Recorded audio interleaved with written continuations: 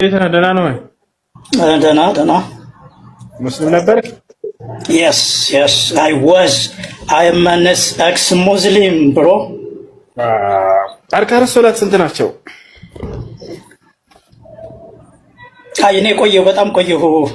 በእርግጥ ቁርአንም ቀርቼ ማለት እንደዚሁ ሸምድጄው ነበር። መሐፈዝ ነው የሚባለው፣ ሐፍዤው ነበር። ብዙ ጥያቄዎች ነበሩ። በዛ ጥያቄዎች ምክንያት መጽሐፍ ቅዱስ ሳነብ ትክክለኛውና የእግዚአብሔር ቃል መሆኑን ተረዳሁ። ያው በጣም ረጅም ጊዜ ስለሆነው በዛ ዙሪያ ባጠይቀኝ ምናልባት ከቁርአን አንድ ነገር ቅራልኝ ካልከኝ ልቀራልህ እችላለሁ። ሐፍዤው ስለነበር ማለት ነው። አረ ህፃን ልጅ የሚያውቀውን ጥያቄ እኮ ነው የጠየቅኩህ። አንድ ህፃን ልጅ ላምጣልህ? እዚህ የ6 ዓመት ልጅ ልክ ነህ እኮ ልጆች ሊያደርጉት ይችላሉ። እሱን ማነህ ወደዛ ጥያቄ ሳትገባ ቆይ ተረጋጋ። ውዱ ስንት ረካ አለው? እሺ ይኸውልህ እኔ ረሳሁት። ማነህ ሁሱ ነህ? እሺ ምርጫ ልስጥህ። ውዱ ስንት ረካ እንዳለው ረስቶት ነው። በቃ ምርጫ ልስጥህ። እሺ ምርጫ መቼ ቀለል ይላል። ጥያቄው ለምን አስፈለገ? እኔ ይኸውልህ በዚህ ዙሪያ እንድጠይቅ ሳይሆን አንዳንድ ነገሮች ምናልባት እለምጥቻለሁኝ። እሺ ስንት ስጁድ አለው ውዱ? የመጨረሻ በቃች። በእናትህ እኔ ስለዚህ ማስታወስም አልፈልግም። በጣም ቆይቷል። እኔ ወደ 30 ዓመት የሆነዋል እኮ በፈጠራችሁ። በህይወት ለአንድ ቀን ሙስሊም የሆነ ሰው ውዱ ስጁድ አለው ወይንም ሩኩ አለው ቢባል እኔ ይሄን ረስቻለሁ ይላል።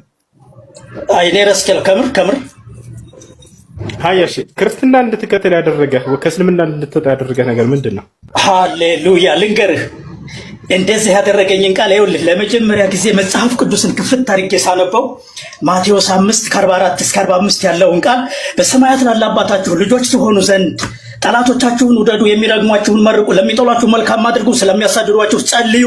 እርሱ በኃጥአንና በጻድቃን ላይ ፀሐዩን ያወጣል፣ እርሱ ኃጥአንና ጻድቃን ላይ ዝናቡን ያዘንባል ይላል። ሃሌሉያ። ይህንን ቃል ቅዱስ ቁርአን ላይ ከምዕራፍ 1 እስከ ምዕራፍ ምናምን 44 ምናምን ብትሄድ አታገኘውም። ና ቁርአን ላይ ያለው ግን ግደለው የሚል ነው አይደለ? ኧረ በስነ ስርዓት ግደለው ብቻ ነው። አዎ አሁን ስለዚህ እናንብበው ማለት ነው።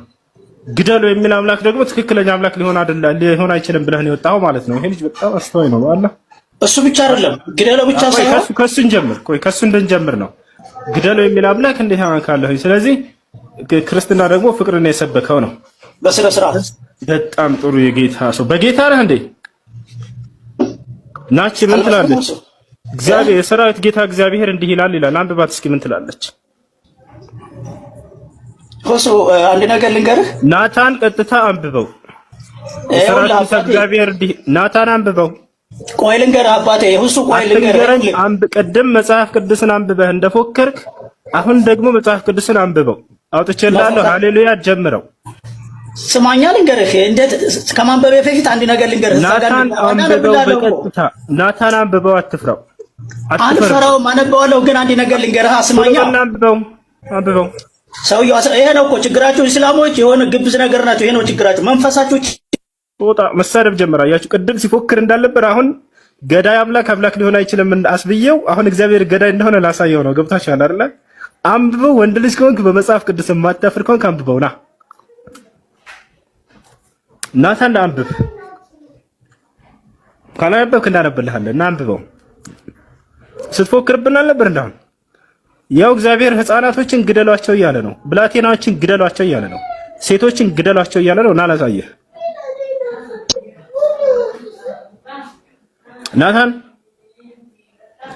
ናቲሻ እስልምና እንዴት ወጣ ወደ ክርስትና እንዴት ገባ ብዬ ጠየቅኩ። ጸጥ እያለ ወርቅ የሆነ የህይወት ቃል ነገርኩህ አባቴ። ፈጣሪ ረጋ በል እንጂ ደስተኝ እንዴት ወደ ክርስትና ገባ ስለው ማቴዎስ ወንጌል ምናምን አለና በቃ ስለ ፍቅር ሰበከን። ገብታችኋል አይደል? በስነ ስርዓት ያንን ቃል ቁርአን ውስጥ የትም ቦታ አታገኘው። ናታን አትፍራጅ፣ አዳምጥ፣ ረጋ በል፣ ቀስ በል። ጊዜ ስታይ ቀልለህ ነው የምትወጣው። ወላሂ ላዚም ራስህን አረጋ። ቁርአን ውስጥ የለም። ከታች ያሉት እንዲሰሙ ነው። ቁርአን ውስጥ የለም። በአንድ ጥቅስ እንደዚህ ልታብድ ከደረስክ ገና ሙሉ መጽሐፍ ቅዱስ እግዚአብሔር ጨፍጭፎ ሽማግሌ ህፃናትን ያለበትን ገና ልጨምር እኮ ነው። ይሄማ አብደንብን ወንድሜ በስህተት ነው እኮ ያነበብከው። እኔ እንዲነግር ተጸኑም አላችሁ በነብያቱም እመኑ ነገሩም ይሰላላችኋል አለ የጌታ ሰው። በእግዚአብሔርም እመኑ በነብያቱም እመኑ ይላል። ምን ታያለሽ? ነብያት አምላክ ናቸው ማለት ነው። አሁን እኔ ደግሞ ምን እልሃለሁ መሰለህ መጽሐፍ ቅዱስ ትክክለኛ መሆኑን አምነህበት ነው እንደ ምሳሌ ያመጣኸው? ላንቺ ነው ላንቺ ትክክል መጽሐፍ ቅዱስ ላንቺ። ኦኬ ሁለተኛ አልመለስከውም። አሁን መጽሐፍ ቅዱስ ላንቺ ትክክል ነው አይደለም? እኔ ምን እንደሆንኩኝ አላወከኝም። ሙስሊም ነኝ ወላ ሙርተዳ ነኝ ምን እንደሆንኩኝ አላወክም። ነጥረ ግን መጽሐፍ ቅዱስ እኔ መጽሐፍ ቅዱስን ግን እሺ ለማንኛውም እሺ ቆይ። ስለዚህ አሁን በእግዚአብሔር እመኑ በነብያቱም እመኑ ይላል። ነብያት አምላክ ናቸው ማለት ነው በዚህ ግንዛቤ። አንቺ ራስሽ ቅድም መጣሽው ግንዛቤ። እኔ እኮ ወንድሜ ሁሱ እኔ ሃይማኖቴ ምን እንደሆነ አይ ከመጽሐፍ ቅዱስ እየመጣ ስለምትመልስልኝ እኮ ነው። እንደሱ ከሆነ እሺ ክርስቲያን አይደለሽም? እኔ ሙርተድ ነኝ። ሙስሊም ነበርሽ? አዎ። እና ጥያቄዎች ስላሉኝ ይሄ ጥያቄ ካልተመለሰልኝ እኔ ችግር ላይ ነኝ ማለት ነው። እሺ ሙርተድ ነሽ አይደል? እሺ በጣም ጥሩ። ክርስቲያን ግን አይደለሽም አይደለ? አይደለሁም። ማይና ክርስቲያን አይደለም። በማን ልማልልህ? በማን ልማልልህ? አሁን ጥርጣሬን መልስልኝ ነው የምልህ ያለሁት ወንድሜ። እሺ በጣም ጥሩ። እሺ ለማንኛውም ሙስሊም ነበር። አሁን ፈዳክ ያ ረሱላህ ሩሂ ወይ ኡሚ ወአቡዬ የሚባለው ለአላህ ይሄ እንግዲህ ሩህ ማለት ለአላህ ምን ሊሰጠው ነው? እሺ ለመሐመድ ህይወት ከተሰጠ ለአላህ ለትልቁ ምን ሊሰጠው ነው? ይሄን መልስ ፈልጋለሁ። እሺ አርካኑ ሶላት ስንት ነች? ሙስሊም ስለነበርሽ እቺን መልሽላቸው አንድ ጊዜ። አሁን ጥያቄን እኔ እኮ ስማ፣ ጥያቄን እኮ መልስልኝ ነው ያልኩ እንጂ የኔ እስልምና መሆኔና ክርስቲያን መሆኔ ሙርተድ መሆኔ ለአንተ ምንም አይጠቅምም። ግን ጥርጣሬ ላይ ስላለሁኝ መልስልኝ። ለመሐመድ ለረሱል እስላም ሩህ ከተሰጠ ለአላህ ለፈጣሪው ለሚባለው በእስልምና ምን ሊሰጠው ነው ነው? ከሩህ በላይ ደግሞ ምንም ነገር የለም እያልኩኝ ነው።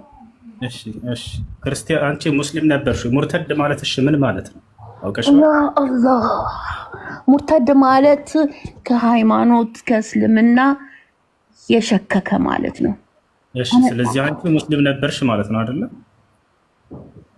አሁን ከዚህ ጋር ጥያቄን ለምን አትመልስልኝም? አሁን ጥያቄ ነው እንጂ ስለኔ ሃይማኖት ምንም አንተ ጥያቄ መልስልኝና እኔ ሙምኪን እስልምና ልመለስ እችላለሁ። ጥያቄ መልስልኝና መልሱልን። እሺ አዳም ሙስሊም ነበርሽ ወይ? ጥያቄ ከመለስክልኝ ወደ እስልምና ይመለሳለሁ። አልጠየኩሽም። ምን እንድትመለሽ አይደለም ጥያቄ። ሙስሊም ነበርሽ ወይ? አሁን ስለ አርካነ እስላም ምናምን ልጠይቀኝ ማንም የሚያውቀውን ማለት ነው። እኔ ከጎጉል ላይ ማምጥቼ እኮ ልነግርህ እችላለሁ። ለምንድን ነው የጅል ጥያቄ የምትጠይቁት? አልጠይቀውም። እሺ ሙስሊም ነበርሽ ወይ? ያ አዎ ነበርኩኝ። ሙስሊም ነበርሽ?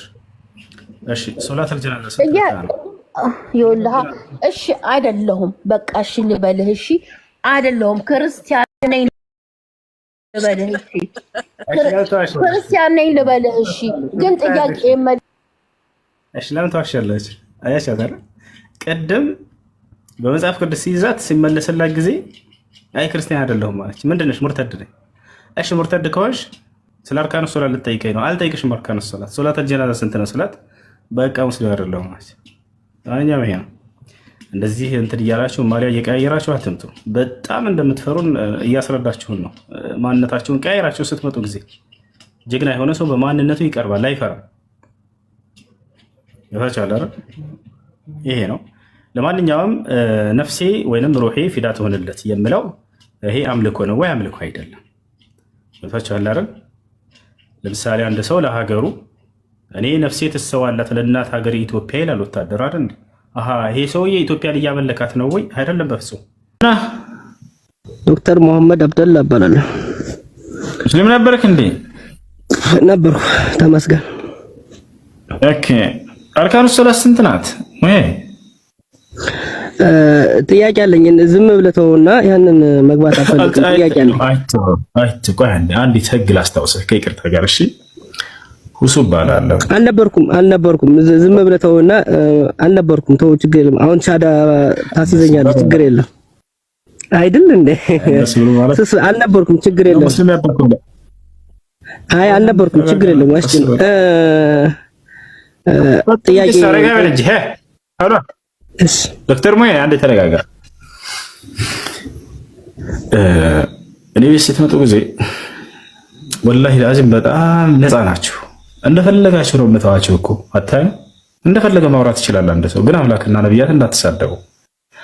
በጣም የምጠላው ነገር ምንድነው ግን ማጭበርበር፣ የሌለን ማንነት ይዞ መምጣት፣ ማስመሰል። በእኛ ዘንድ በሙስሊሞች ዘንድ ንፍቅና ይባላል። አላህ በጣም የሚጠላው ባህሪ መናፍቆችን ከካህዲያን አዘቅጥ በታች ገሃነም ሊያስገባቸው ወስኗል። ለምን? ባስመሳይነታቸው። እኔ ሙስሊም ሆኜ በፍጹም እኔ ክርስቲያን ነኝ ብዬ በፍጹም ብቀርብ ከሃዲ ነኝ የሚባለው ከአላህ ዘንድ ከትክክለኛው ከሃዲ ከሌላው ከሃዲ በላይ አስቀያሚ ማለት እኔ ነኝ አላህ ዘንድ። አይወድም እንዲህ አይነት አስመሳይ በእምነት ጉዳይ ላይ። አንተ ጋር ጣጣ ላይኖረው ይችላል። ገብቶሃል አይደል? እንደዚህ አይነት ነገር እኛ ጋር አይሰራምና ምን ብለህ ተናግረሃል? ከዚህ በፊት ሙስሊም ነበርኩኝ ስሜም መሐመድ አብደላህ ነው ብለህ ተናግረሃል። ገብቶሃል አይደል? እንደው ሙስሊም ከነበርክ አንድ ጥያቄ ብቻ ማንኛውም ህፃን ሙስሊም የሚመልሳትን ማለት ነው ልትጠይቅ ነው። አርካኑ ሶላት ስንት ነች? እችን መልሳትና ቀጥታ ወደ ጥያቄ ትሄዳለህ። ችግር የለም። አርካኑ ሶላት ስንት ነው?